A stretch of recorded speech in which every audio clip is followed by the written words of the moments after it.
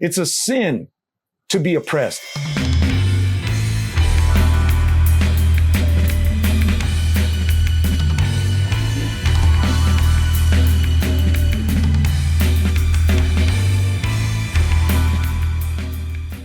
Howdy, folks. Welcome to the Virtue Signal. I'm Zoe. This is my buddy Bill. And we're going to talk about actual virtue because we don't want virtue to be defined by perverts. We got people out there defining what we're having to live by. That's all we have now. We live in a world where virtue is defined by perverts. Yes. Thank you for joining us. That'll do it for this edition of the Virtue Signal. That's where we are, though. So, hey, we need a clear understanding, or as clear as we can get it, as we knuckleheads can get it. But we don't want it defined by them. So we're just trying to set the record straight on what virtue is. And for me, you know, my standard of virtue comes out of that manual I call the Bible.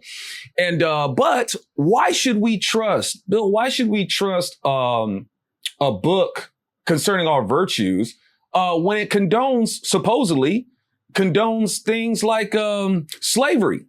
We got this book that condones slavery. And even though we have these globalist-minded leftist Democrats out there who are really trying to make us all serfs to what it is that they want, a lot of them, one of the reasons why they reject the Bible and the Constitution is because they believe that they are pro-slavery documents. It's okay for them to do, but they don't think that's what they're doing. But yeah, definitely don't go by that Bible book because it condones slavery. And the Constitution, pro-slavery. So what do you have to say about that?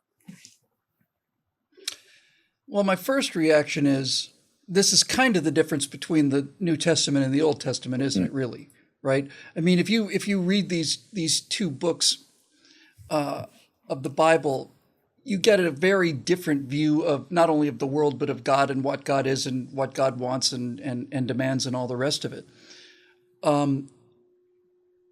When you get, it's difficult to make the case that the New Testament is in favor of slavery when you have the example of Jesus Christ, who is basically washing the feet of prostitutes, the feet of prostitutes and doing all of these things, going with lepers and all the rest of it. Jesus doesn't come across as a slave master. And so when you talk about the so-called biblical justifications for slavery, it seems to me that these are references to slavery, which was the world. That was the entire world. The world consisted of masters and slaves, all of it. That's what it was. Rome consisted of a small number of families who were patricians, a larger number of Roman citizens who were plebes.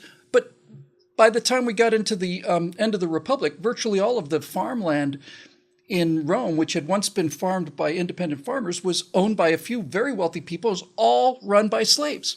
So there were white slaves in Rome, and there were white slaves in Gaul, and there were white slaves in Scandinavia. There were slaves everywhere. It's how it worked.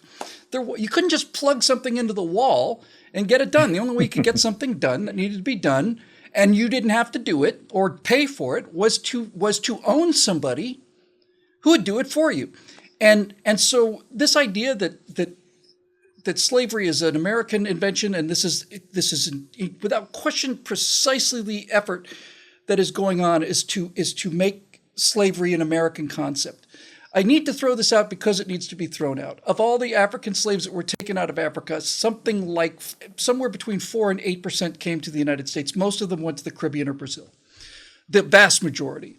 And I only say that not to excuse slavery to justify it, but to show just how focused this effort is to undermine America and American virtue by bringing up this original sin, which existed and continues to exist to this day.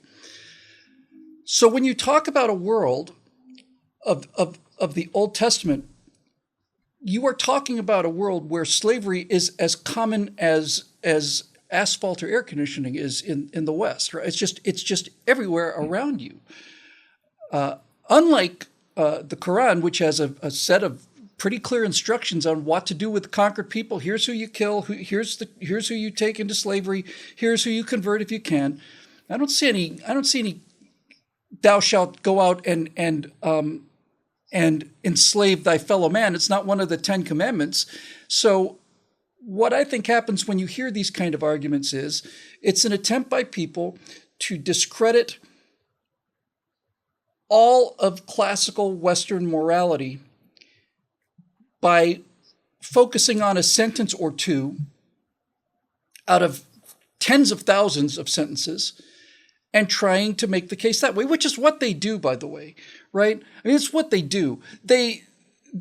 I mean, I've spoken spontaneously, extemporaneously on record, meaning on archival video in the internet. It's thousands and thousands and thousands of hours of me just blabbing like I'm blabbing now. Thousands, tens of thousands of hours.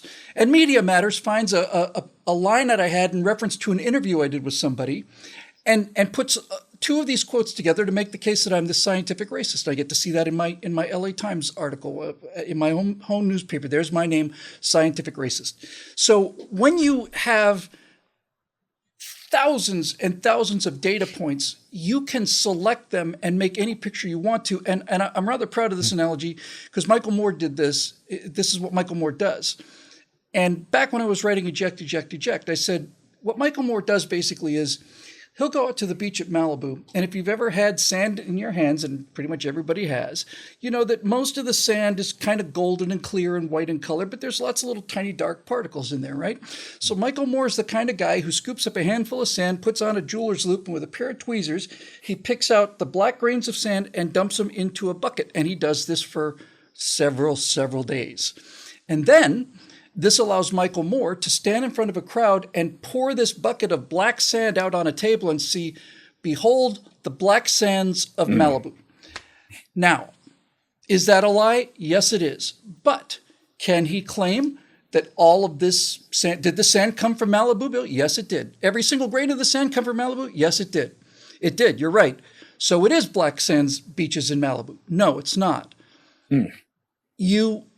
The ability to select data points and string them together is the way that you lie by telling the truth.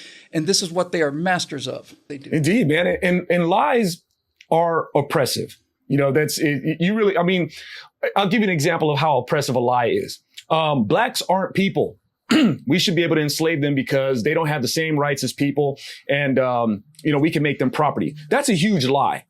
All right. And when the Republican Party was founded by radical abolitionists, they understood that the truth that you know sets you free. Now, we're going to have to free them from this lie that says that they can be enslaved because they're not really human. Now, they didn't come to this conclusion on their own human understanding. They understood this because there's a word, an eternal word that says, hey, you're not supposed to oppress people. You're not supposed to make people slaves. You're not supposed to force people into slavery. Now, people will try to say that the Bible condones slavery, and they even try to use that excuse by the well, in the Word of God, it says that we're heaven ordained to have supremacy over the Negro. That's stuff that they thought based on their. Where does it say that in the Bible? It does not. Yeah, it doesn't. Okay, but pretty simple to solve that argument. The thing is, man, the Democrats, they have this bad habit of making up things and inserting things in the Constitution that's not supposed to be there. It's like I said a long time ago. That's right. If you want to prove, the Democrats themselves prove that the Constitution does not condone slavery. We know this, or we should know this, because the Democrats made their own Constitution. They made a Constitution of the Confederate States, which put in language, provisional language, to be able to enslave the Negro. Because our Constitution doesn't have it. So Democrats have been at this for a while and twisting up the word of God to promote a narrative. And that's why the Lord put it in his commandments. Hey, don't be taking my name in vain. All right. And before it says that, it says, I am the Lord your God who brought you out of Egypt, the house of slavery. Now, Egypt itself, actually Greek from Aegyptos, meaning bondage. The word that's used in the Old Testament is going to be Mizraim, the Hebrew word for Egypt, which actually means an enclosure, right? Or even a fortress. So these people are basically enclosed in this to do, the will of the Egyptians. So, but lies, slander, these things are oppressive. And when these people are going to try to disregard somebody's humanity, you can't do that because that is an oppressive lie. And in our culture right now, Godlessness is more and more seeping in, and the policies that we're being made to live by are based far apart from that. And it's getting more, it's not only is it financially burdensome, it's spiritually burdensome. And people are feeling that burden too. They're feeling it. I mean, some of them can't explain why, and they're made to believe things that you really shouldn't believe. Obvious things like, dude, really, you're going for that? It's like people are getting branded. You brand slaves. Well, the jab is kind of like the same thing, but people are buying it. They're lining up and rolling up their sleeves to get branded. Yep. And that's what we're being led into. And I wanted to also say something about you mentioned the humility of Jesus. Like, yeah, it's kind of strange that this guy would be pro-slavery when this guy was washing the feet of his disciples. Okay, so, and I wanted to clarify something about that. With Jesus washing the feet of his disciples, it shows the humility and the balance of humility and majesty with Jesus. Yes, exactly right. Well said. Yes. And majesty and humility, yes. the self-confidence, yes, and the lack of arrogance necessary that comes from being fully aware of who and what Absolutely. You are. You're not worried about how this looks because you don't care how it looks. You know how you are and you know what your worth is. Yes, absolutely that. And now Jesus does this, but he doesn't do this just because he's a nice guy. He's like, hey, let me hook you guys up with a foot wash, man. I'm in a good mood today. He doesn't do that. The reason why he does that is because once again, he's letting them know. He's setting the record. It's like, hey, I'm the guy who was always here. This foot washing that I'm doing is consecration for priesthood. Okay, you're not just my disciples, you're in my priesthood, because I'm the same guy who was instructing Moses on how to consecrate the priests when they had to do their ablution. I'm that guy. Do you recognize me? So when he does those things that stand out in our memory, because he says, do this in remembrance of me. He's not saying do this in remembrance of me, this nice guy, Jesus, who just showed up. I need you to do this in remembrance of who I've always been. I was that guy. So now you should recognize me. I'm that guy. When you guys try to say that I'm pro-slavery or God is pro-slavery, well, this nice guy, Jesus, that you guys want to make me out to be and pick and choose when you want to say, well, Jesus would be socialist and Jesus would be that. And Jesus is all accepting. And Jesus is like, Jesus is like, well, hold up. I'm that same guy in the Old Testament that you hate. Okay. I'm God. I've always been here. And when you guys try to say that I would be against slavery and stuff like that, perhaps you forgot that I'm the same guy who says that if you force somebody into slavery, if you kidnap somebody for your own pleasure or sell them, I want you put to death. I said that. If you guys remember when the Egyptians oppressed the Hebrews and I led them out, and did a doozy of a bomb drop on Egypt for enslaving them. Yeah, I'm that guy. I'm that so-called pro-slavery guy. In my first commandment, I'm the Lord your God who led you out of Egypt. I led you out of slavery because it is a sin. It is, excuse me, it's a sin to be oppressed as far as by anything. I don't care what it is. I don't care if it's by lies. I don't care if it's by disease. I don't care if it's by death. It is a sin to me. And I come to liberate you from all of that. So when people are like, that Jesus in the Bible is pro-slave or even pro-racist or pro-bigotist, it's like, man, God doesn't play any of that either. Well, what about the Bible is okay with you beating slaves? Why should we model our virtues after the Bible that makes it okay to beat slaves? It's like, well, let's set the record straight on that too. You don't just beat your slaves. Okay, if a slave was beaten, it's most likely because it's not like because I'm in a bad mood. I just feel like going out and beating my slaves because there's sanctions against that on how you're supposed to treat your slaves. But if you're beating your slave, it's probably because that slave was beating somebody else.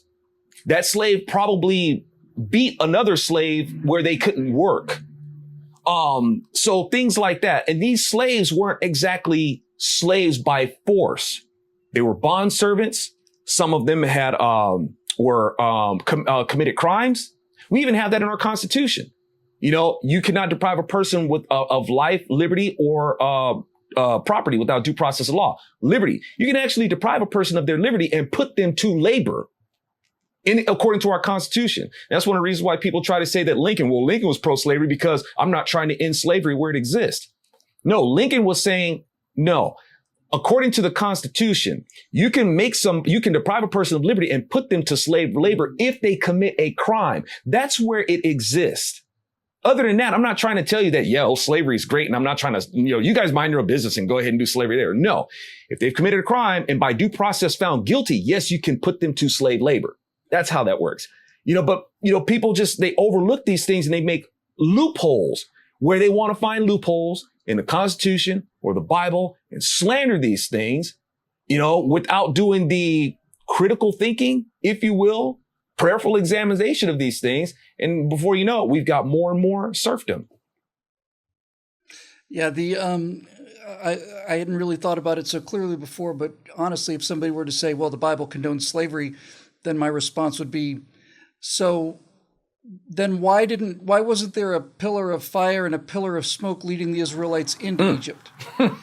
Why, if God condoned slavery, then why was the Red Sea drowning the people who were running back after their slaves? Why didn't the Red Sea part in order to let the slaves into Egypt and then close again so that they couldn't escape from Egypt? And once the slaves were in Egypt, why didn't the Spirit of God come down and hand out candies to everybody instead of taking their firstborn sons and children and plague of frogs and rivers of blood and all that other stuff? You give rivers of blood in order to show that I don't like the slavery thing and I'm going to keep increasing the pressure until you finally let my people go. The thing you were talking about with the American experience with slavery is it's just sometimes I just feel like there are people in history who are just so badly overlooked. I've talked an awful lot about Booker T. Washington, and he had such empathy for the people that had held him in bondage, because he was a fundamentally human person. But the person who I don't think gets nearly enough credit today is Frederick Douglass. I mean, Frederick Douglass, it's hard to imagine the Republican Party or the abolitionist movement without Frederick Douglass. When you talk about this idea, as you mentioned, that people didn't consider blacks to be fully human, the thing that changed their mind was Frederick Douglass, right? Here's a guy who could stand in front of a room full of people and converse with them on such a level that after 10 minutes you realize this is not only not an animal, this guy not only has the intellectual capacity to outclass us, he's got the moral capacity too. Booker T. Washington tells a story about Frederick Douglass where Frederick Douglass this is well after the Civil War, and he was in a railway car, and they were entering some part of the South. I don't remember exact circumstances, but in any event, the conductor of the train went up to Douglass after he'd already bought a ticket and said, "You have to go ride in the back with the baggage," right? So he got up and went in the back and rode with the baggage. Otherwise, he'd get thrown off the train. And a number of his white traveling companions came back and said to him, "We're so dreadfully embarrassed and so sorry about this, that you've been humiliated in this way." And Frederick Douglass said, "That man has no ability to humiliate Frederick Douglass. He has humiliated himself." And I remember thinking, my God, what character, There's nothing servile about that.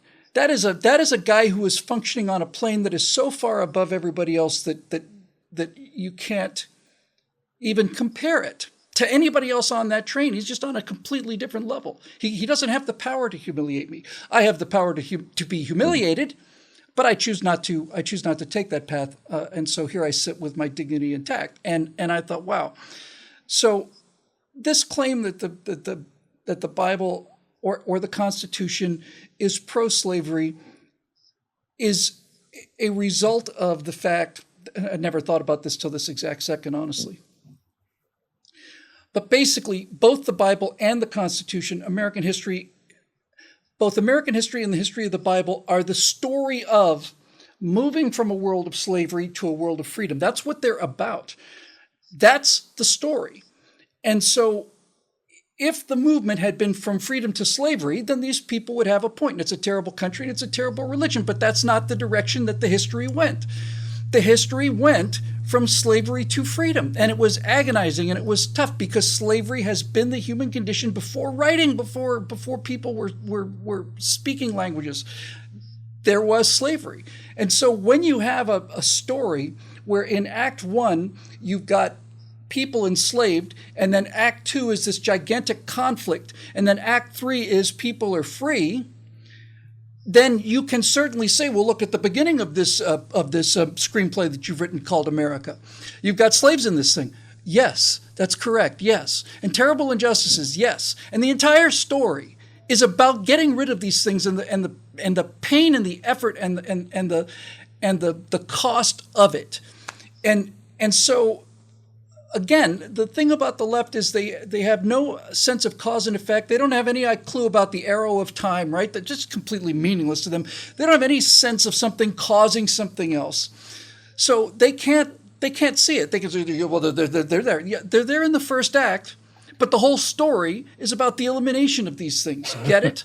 The whole story is about increasing freedom again and again and again and again and again. White males can vote. Let me rephrase that. Propertied white males can vote. White males can vote. All males can vote. Males and females can vote. And on it goes. And this is something to be proud of because we didn't start in a state of universal freedom. The world was in a state of universal slavery. That's the default condition. And to make the story about freeing people and the effort it takes to free people's minds so that they can free people, to make this story run backwards is the ultimate form of lying. And that's why history has to be so carefully controlled by the left and essentially eliminated, because they don't want people to know that the American story, and the Bible as well, is the story about moving from a world where people are held in bondage, either physical bondage or spiritual bondage, and are then liberated and set free. That's the story of both of these books. And that arrow flows in one direction and one direction only. And the only time that arrow has ever flowed backwards in American history was when the progressives really had their way with Prohibition. Prohibition was the only time in this history of this country where rights and freedoms were taken away by law. And it lasted, 11 years, something like that? And finally people said this was a gigantic mistake. But that was what the progressives decided to do for us. They're going to tell us how to run our lives. You can't have a beer after work. So, boom. The flow is towards freedom in both stories. And when you can get that argument in front of those people, then you will actually win some converts, I think. Dig it, man. Yeah. And as we bring this ship back into port, that's exactly right, Bill. They're trying to make us, well, they're not trying to, that's what they are. It's a new form of slavery. It's mind control. It's slavery. And this whole language that they're using, they're trying to make us slaves to their narratives, make us slaves to their policy. These things are oppressive, and it can get a heck of a lot worse. And it's kind of like a boil in the frogs. And it's just like, we detect it as uncomfortable what it's like before you know it. It's like on you. If I can share a little story really quick, sure, we just moved to Texas, and just to show how fast this stuff can be on you. Just a couple of days ago, we had a tornado warning, right? Hey, this is my introduction to Texas, right? So, the weather report said that we were going to have a thunderstorm coming in. And I'm like, okay, well, they've been wrong about the thunderstorms like the last couple of weeks. So I'm not really going to worry too much about it. And, so it starts, the clouds come in, the clouds are moving a little low, and, that doesn't seem to be anything that people are worried about. Even called around, we inquired like earlier, but we just inquired again, just in case. It's like, hey, where do people go for a tornado shelter around here? They're like, we don't have any tornado shelters. We called someplace else. We called the fire department. You guys got tornado shelters around here? Like, nah, tornadoes are so infrequent. We don't even worry about it. Probably not even a half hour later, tornado warning. Okay. So I go outside, I look at the clouds, I see them rolling. I'm like, okay, it's not raining or anything. I go outside, I look again, I look to the west and the clouds are green. And I'm like, we better go. We're going to go. Green clouds, bad sign. Right? I've seen those. So, and just from the time that I went inside to come back outside, just go inside, go outside, buckets of rain are coming down. So this kind of oppression that's happening right now, it can come down like buckets of rain, pretty darn soon. So, I mean, and the Democrats, they try to have like this moral supremacy, like they know what's better for everybody else. They speak the language of John Wilkes Booth. John Wilkes Booth said the same thing. Oh, the Republicans, they're trying to destroy you, but we Democrats, we white folks, we know what's best for the black man. John Wilkes Booth said the same thing that Democrats are saying today, acting like they're the champions for black people. All the while, they're using us to promote a slavery narrative over everybody. I see these people trying to say things like, well, if the Bible was pro-slavery, well, how come it doesn't say in the 10 Commandments? Shouldn't it be in the 10 Commandments? If God was really smart, he'd put it in the 10 Commandments to not enslave people. Like, actually, yeah, he did. Remember that part? I led you out of Egypt, out of the house of slavery. Oh, and by the way, don't be stealing from people because slavery is stealing somebody's liberty. All right. So, so you can't do that either. If God was so good, well, why didn't he put, thou shalt not have war? Okay. Well, how do you uphold that law when people decide that they're going to disobey it? You might have to have a fight. Yeah. It's like saying, well, why wasn't one of the 10 Commandments, do not kick a dog, and why wasn't one of them, thou shalt not, slap thy wife in the face if she remarks on the fact that you're not making enough money, this kind of thing. Yes, it's clear. It's very clear. And so what they try to do is they try to lawyer it up, right? You said loophole earlier. That's exactly right. Let's make this more and more complex. It's actually very simple story, arrow of time, slavery to freedom. Let's lawyer this whole thing up and get as much complexity as we can in there so that we can pick the individual data points we want to construct our narrative. It's shameless, but we've known that they're shameless for a long time. That's why they are shameless. That's right, folks. That's why we do this show, because we do not want virtue defined by perverts. All right. If you agree, we hope that you'll keep that support coming. And thank you for those who are supporting at BillWhittle.com. You guys are a blessing to us. We hope that these productions are a blessing to you. And for Bill Whittle and myself, we'll see you next time in the Virtue City.